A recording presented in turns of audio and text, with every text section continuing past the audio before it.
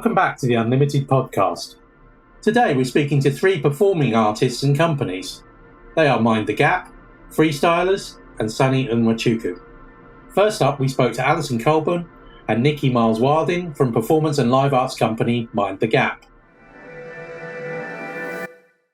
Hello, my name's Alison and I'm an artist at Mind the Gap.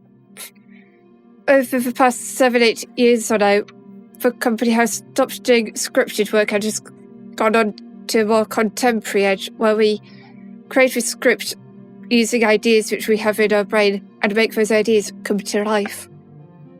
And I'm Nikki Miles Welding. I am freelance theatre director and radio director, and I've worked with Mind the Gap recently on the project Leave the Light On For Me. So Leave the Light On For Me is an outdoor performance, and it's been developed over the last year between myself and the Mind the Gap artists, and Joyce as well, who is the artistic director at Mind the Gap and is also the co-director on this project. And we wanted to make a piece of work that was fun and engaging, a little bit cheeky, and kind of addressed the climate crisis and what we do and what we don't know about the climate crisis. And we started working on this by sort of having conversations about the climate crisis, and it's now developed into this 40-minute piece of outdoor work that that shows the world in the future. One thing that's really interesting about Leave the Light On for me, from my perspective, is it is audio described, and we have also tried to incorporate sign language into it. And from that perspective, in fact, it's possibly one of the more accessible pieces of work we've done, because from the word go, we've been thinking, how do we make sure that, say, a blind audience know what's going on? How do we make people who may not be able to fully understand words, how do we simplify it and make the words less so, and try to make the action speak louder than the words? On South Bank, it may be outdoor or indoor, but either way, the general stage layout will be the same. There'll be 2 pylons near what in theory would be the front of the stage, and then at the centre back you have a nice metallic tower. The pylons are attached to the tower, and near the pylons there should be a chair each. One has a fake generator on it, and the other that has a plant on, usually. If the wind doesn't blow it off, which it tried to do this weekend just gone. And the chairs as well, aren't they? They're kind of made out of plastic bottles, recycled plastic bottles. Yes, the chairs are metal frames, I believe, but where you would have the cushions, you have plastic bottles. And the whole set has been sort of made from recycled material, so everything has got that sustainable feel to it. Even the kind of that's on the costumes, what clothes the characters are wearing, a lot of that has been sourced from second-hand shops as well. And when for any reason it isn't possible to get from second-hand because the design is really specific, shall we say, for one or two things, they've tried to make sure that it is done as sustainably as is humanly possible to do so, to enable it to be sustainably sourced. For me, as the co-director on the project, I had to really expand my knowledge of the climate crisis as well, therefore to kind of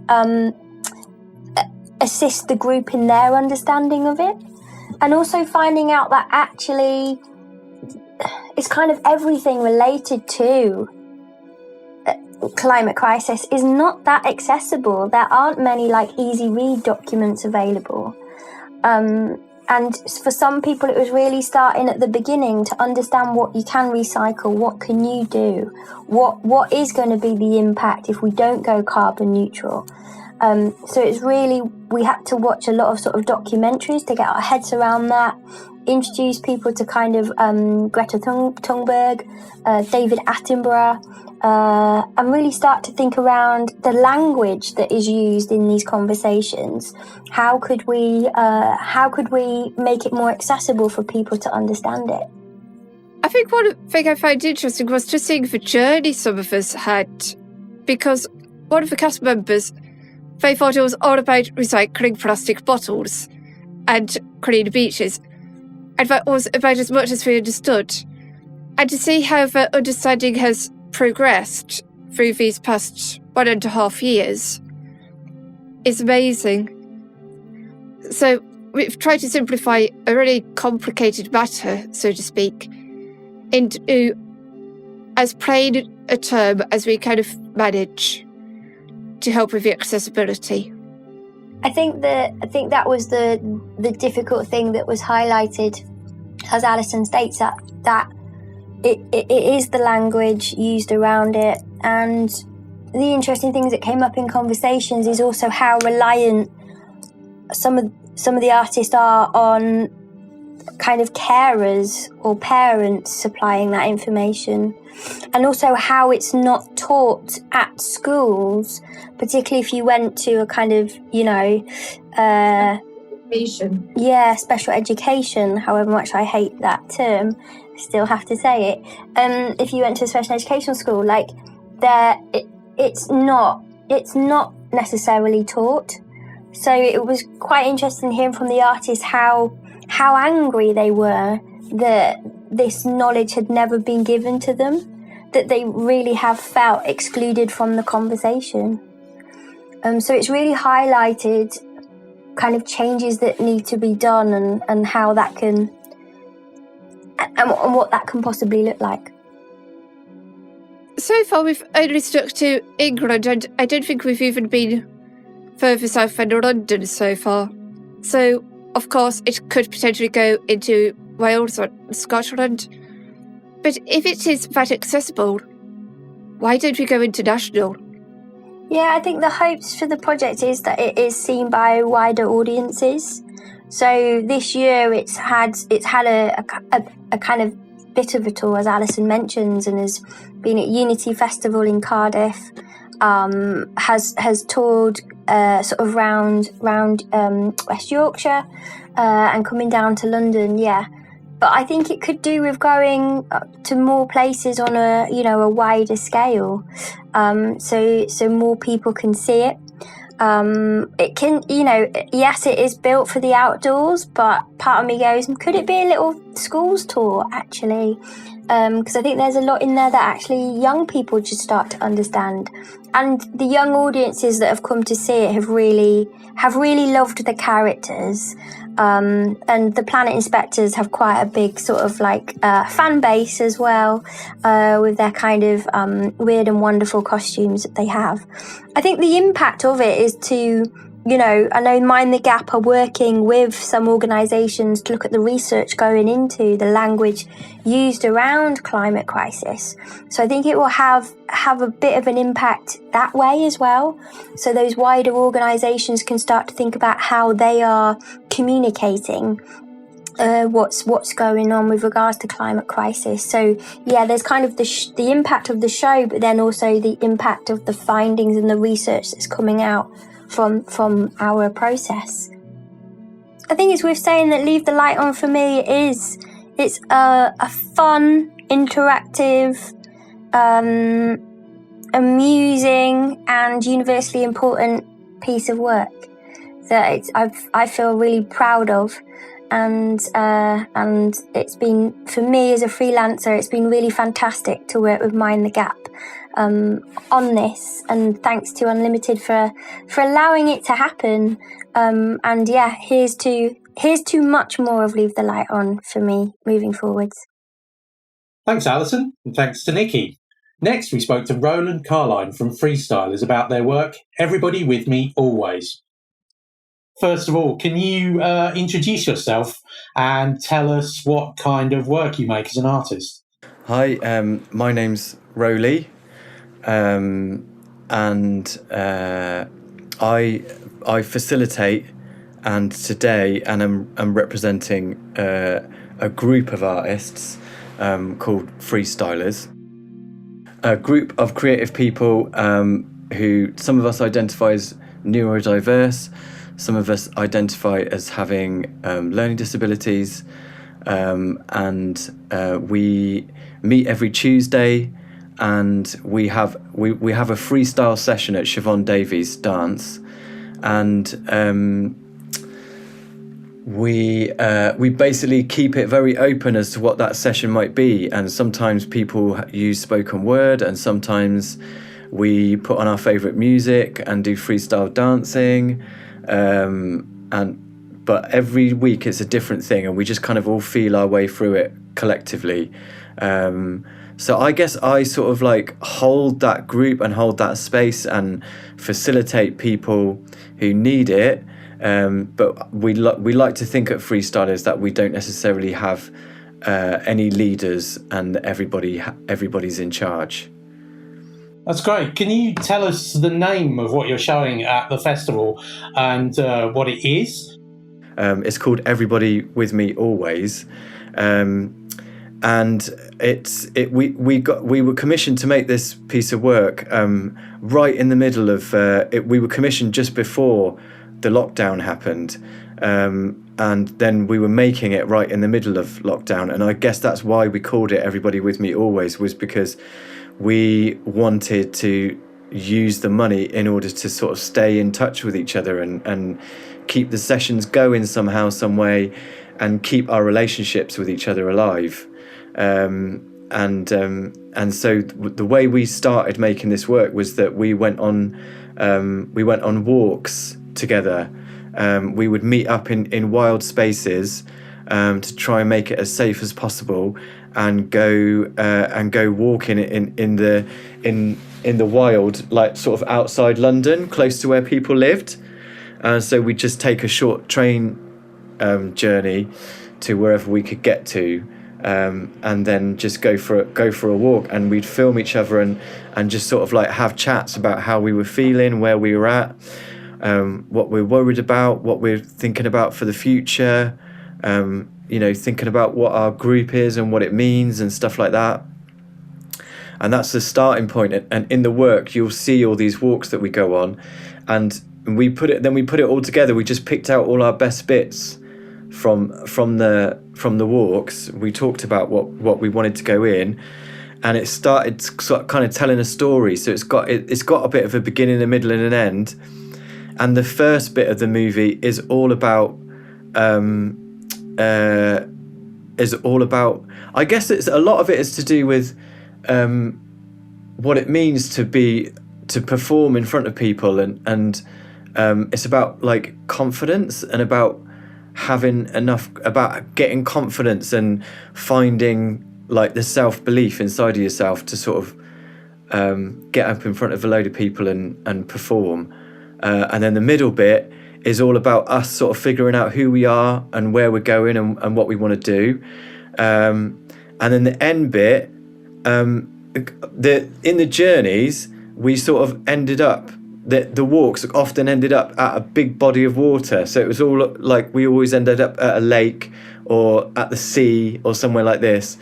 And it like, just interestingly, a lot of people started talking about loss and people that they'd lost, and somebody in our group lost her brother in the pandemic, and so that sort of shaped the final chapter. Really, it's kind of about, again, it's about the importance of being together as a group and holding each other and holding each other's feelings of loss.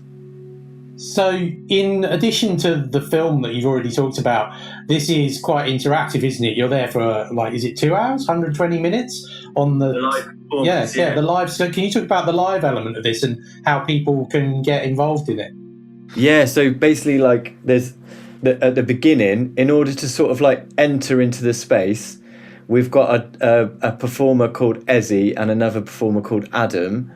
And they are really into like Vogue dancing, ballroom and stuff like that. and they come in and they talk to people about that, and we all sort of like enter the space in a very flamboyant way, and we invite everybody who's in the audience to sort of enter the space in the same way by kind of walking down a catwalk that we're going to kind of create with the audience, and showing everybody how Adam says how fabulous we are and how amazing we are, and like that. So we get everybody up to get involved in that if they want to. It's always a choice. We're never like going to force anybody to get up if they don't want to. But we find that it's a nice way to sort of like get into this space, and sort of throughout the performance we always say to people, like, you know, that they can move around. We don't have to have that audiences sitting down, performers standing up, and sometimes the performers want to come and sit down in the audience because they need to take a break as well. And then there's other bits in the performance where, like, you know, we'll put some like music on, and people will be doing their freestyle. But then other times people might get up and do a solo. For example, there's a guy there called Joe, and always in his solo, he's always looking for people to come and be his backup dancers.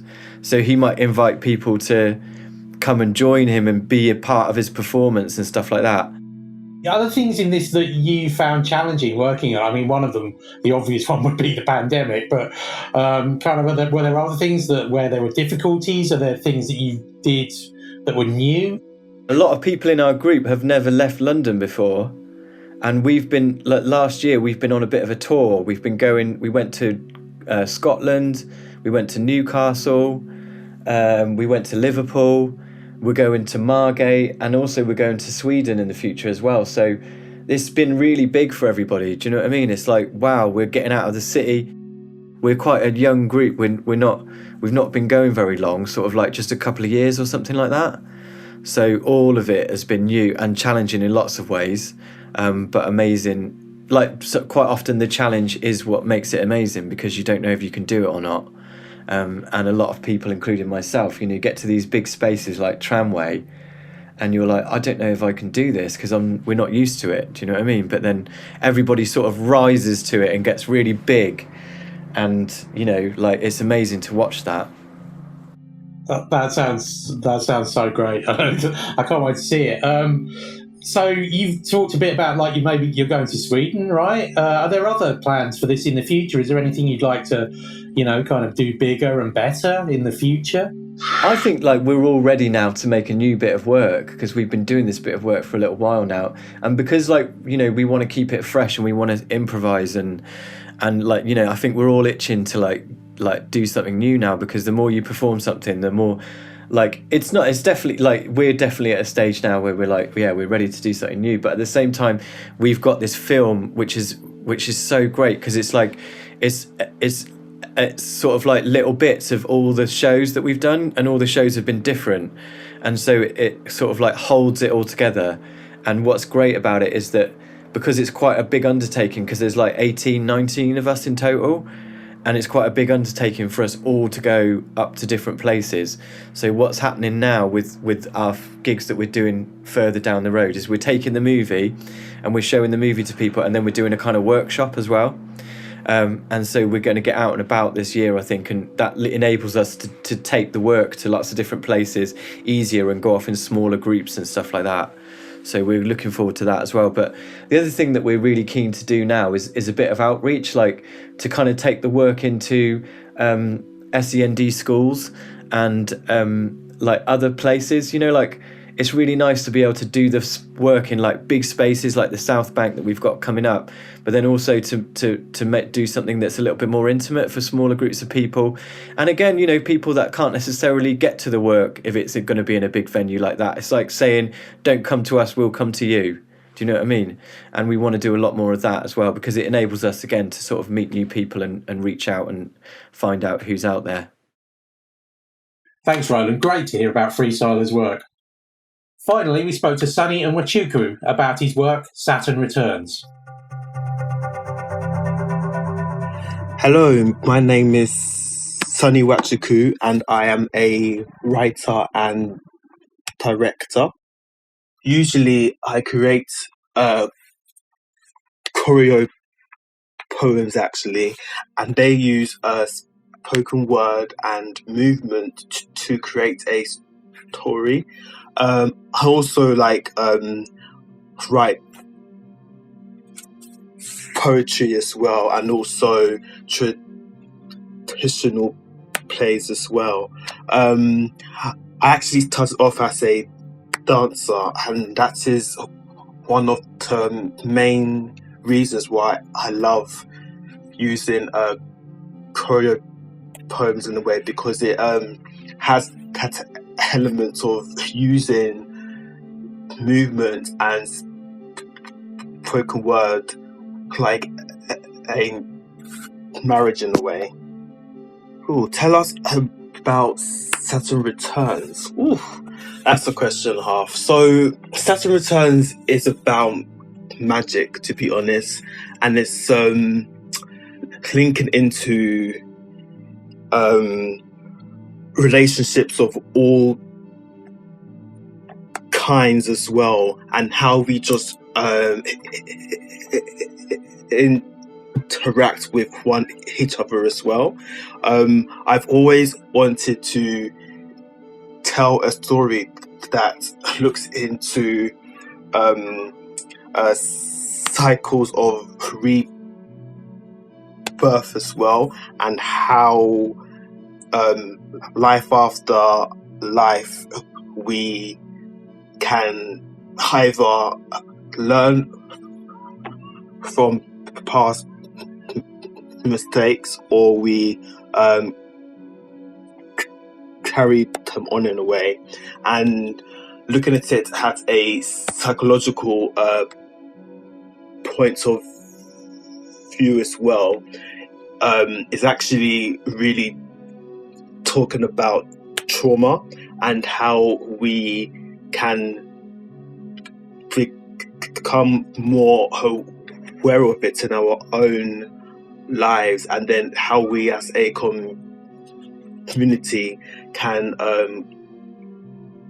guide each other in understanding and building up a new community in a way. It was also really important to me as well to really create a world in the theatre room as well. And we have hanging lights all around the theatre space, and we use quite a lot of haze. And the haze is about creating this new character within this place as well, and helping it to come alive. With this staging as well, like, it was really important to have this kind of haunted, holy area, and also a altar / confession box as well, and it really helps to bring the room alive. So Saturn Returns is actually being played in the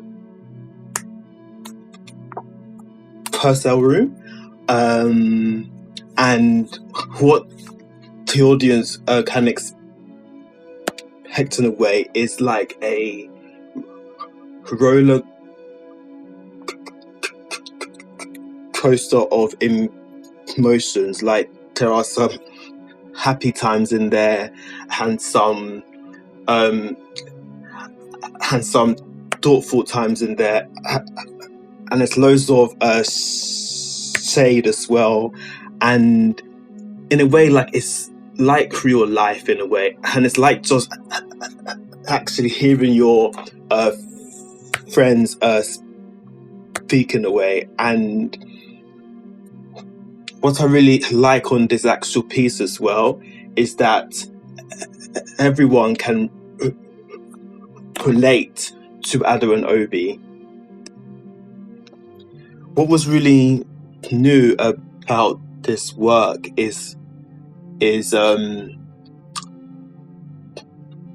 actually being a director who's talented, I don't know anyone who does that. So like, if you know anyone, please let me know, because it's not easy out here. And that has really quite stretched me. And the reason why is because how the rehearsal room is how I also bring myself in the rehearsal room, if you know what I mean. Like, what I really like is how slow my rehearsals are, and how access is really at like heart of my rehearsal room, and it really turns into a community in which we all hold each other in a way and work in a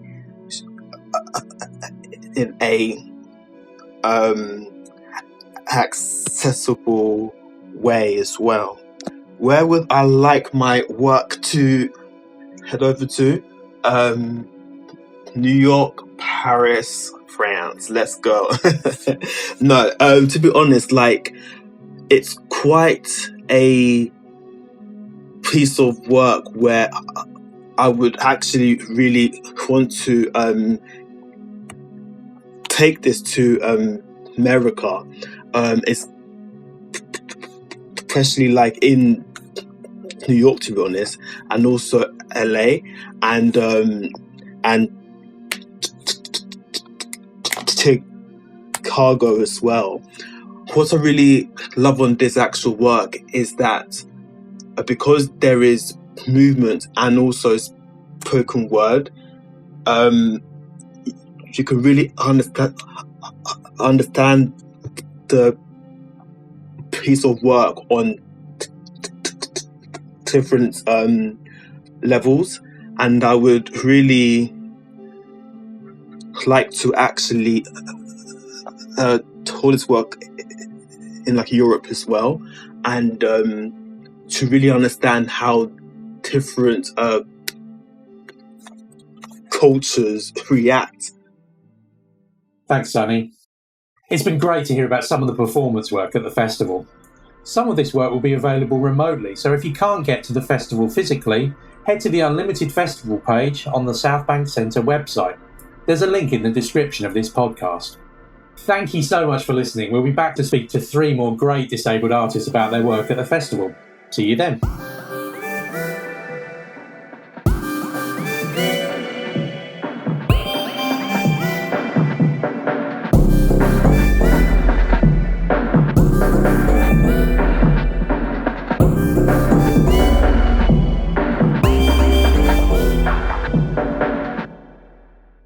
This podcast has been produced by Unlimited thanks to funding from the British Council. Unlimited is supported by Arts Council England, Arts Council of Wales, Creative Scotland and the Paul Hamlyn Foundation.